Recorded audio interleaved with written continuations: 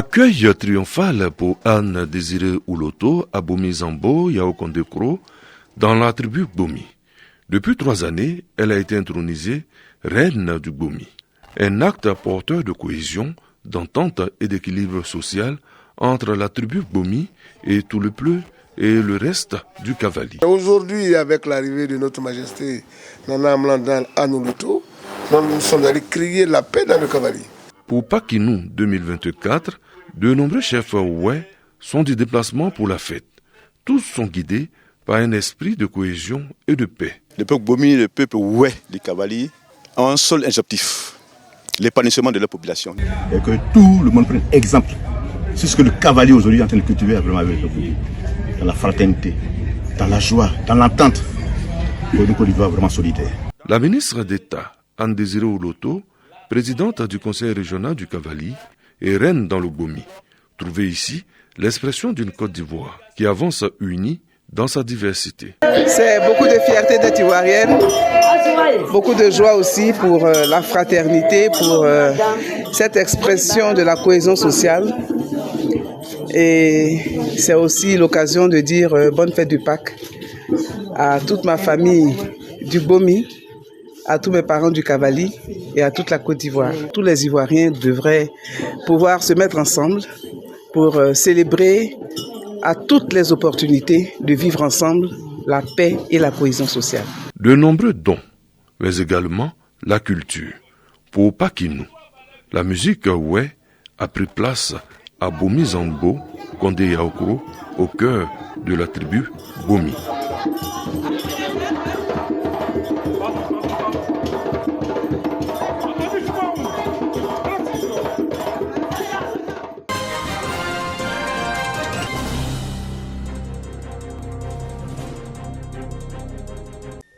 Kwasi-Kankro, à une dizaine de kilomètres de Daloa. Ce gros campement de planteurs de café cacao venus des localités du Vieux-Baoulé s'est presque vidé de ses populations. Depuis 2 jours, hommes, femmes et enfants sont partis pour leurs villages respectifs. Seules les personnes les plus âgées, invalides ou frappées par la maladie sont restées. À leur côté, les derniers partants pour Pakinou. Ce samedi pour les uns, dimanche au pire des cas pour les autres, comme Kofi, attendu à Kwalessou, village dans la sous-préfecture de Didievi. Kwalessou, Djemekou, Akafoukou, enfin, c'est des villages qui sont côte à côte là. Donc ils se sont organisés pour aller. Déjà, il y a 3 convois qui sont déjà partis. Moi, je suis porte-parole de notre cours. Donc quand ça arrive comme ça, on m'appelle beaucoup pour les réunions. Donc il a fallu que je parte. C'est pourquoi j'attends demain pour rentrer. Sortir de Kwasi-Kankro est la première étape d'un long périple soigneusement préparé qui conduit les partants pour Pakinou à Daloa. Ils s'y sont rendus à moto, pour la plupart en voiture aussi, pour les plus chanceux à travers vastes plantations de café et de cacao. Un parcours difficile sur une route qui attend d'être reprofilée. Mais qu'importe, l'essentiel pour l'heure, c'est Pakinou, dont les vocations emplies de bonheur les partants. Il y a au moins d'autres familles qui sont à Abidjan, Boaké, ce qu'on appelle Daloa, Vavois, un peu partout. Donc c'est l'occasion, ils ont choisi pour que la famille se croise.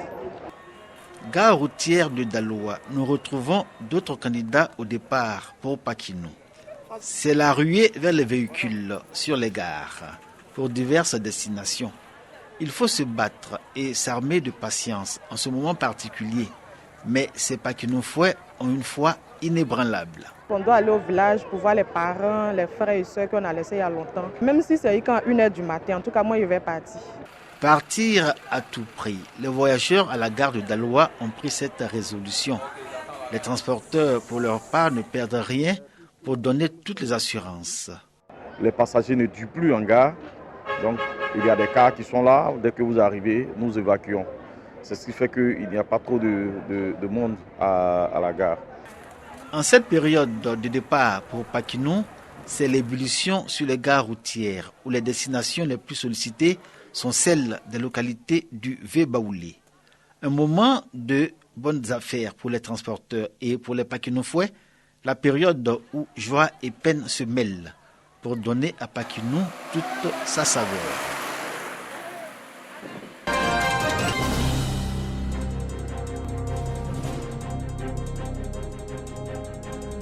Labokro, c'est dans la commune d'Ateguakro, une localité de plus de 6000 âmes aspirant à la vie moderne, qui, après son électrification, son équipement en centre de santé et en induction d'eau potable, connaît aujourd'hui un collège de proximité opérationnel. Les cadres et la population rurale de la dite localité ne sont pas encore déconnectés de la célébration des Pakinou, cette valeur culturelle des régions du centre de la Côte d'Ivoire. Ici, la célébration des Pakinou a été mise à profit pour l'installation du nouveau chef traditionnel de Labokro. L'installation du nouveau chef Nana Labo II, un moment de retrouvailles, de joie et de défoulement des filles et fils de la localité.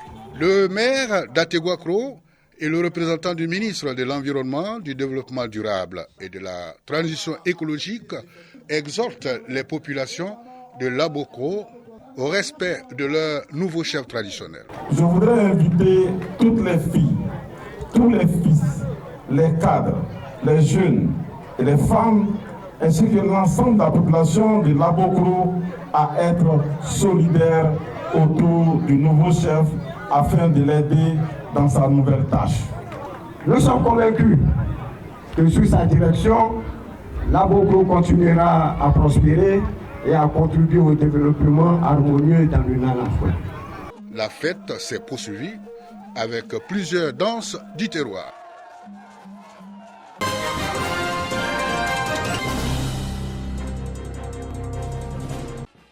À l'initiative de l'Institut de formation et d'éducation féminine, les femmes d'Assuéfri réunies au sein de diverses associations ont également célébré la Journée internationale des droits de la femme. La thématique autonomisation de la femme, défis et opportunités pour l'épanouissement de la famille a fait l'objet de réflexions et de partage d'expériences. L'autorité préfectorale salue l'initiative tout en encourageant les femmes à prendre leur destin en main. La Journée internationale des droits de la femme, célébrée tous les 8 mars, est l'occasion de mener la réflexion sur les acquis en matière des droits de la femme.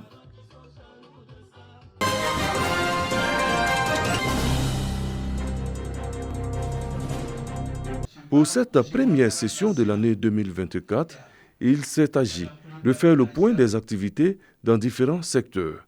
D'un point de vue général, le Tchologo a amorcé son développement. Remerciements et notre infinie gratitude pour avoir réellement, par votre leadership, votre vision éclairée et avant-gardiste, par votre pragmatisme d'une gestion axée sur le résultat, impulsé le département des Congo ainsi que tous les départements de la région du Tchologo dans une dynamique de développement durable et réversible. Examen des différents comptes du Conseil, bilan financier. La gestion de Téné Birahima Ouattara obtient le quitus des conseillers régionaux. Ce conseil nous a donné l'occasion de recueillir un peu l'avis des uns et des autres sur ce que nous devrions faire cette année-ci pour conduire la mission qui nous a été confiée. Les 5 dernières années, nous avons fait un certain nombre de réalisations que nous pensons pouvoir continuer encore pendant ces 5 prochaines années, que ce soit en matière de santé, en matière d'éducation, en matière d'infrastructures routières. Et bien entendu, un chapitre qui nous concerne, qui nous touche particulièrement, sur lequel nous sommes, je dirais, très sensibles, c'est celui de l'employabilité des jeunes.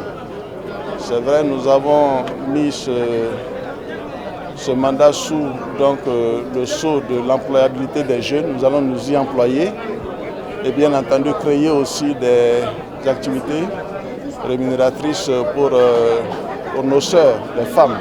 Jeûne du Ramadan, carême chrétien, aide aux coopératives, des dons dans ce sens par le ministre d'État Téné Birahima Ouattara, président du conseil régional du Tchologo.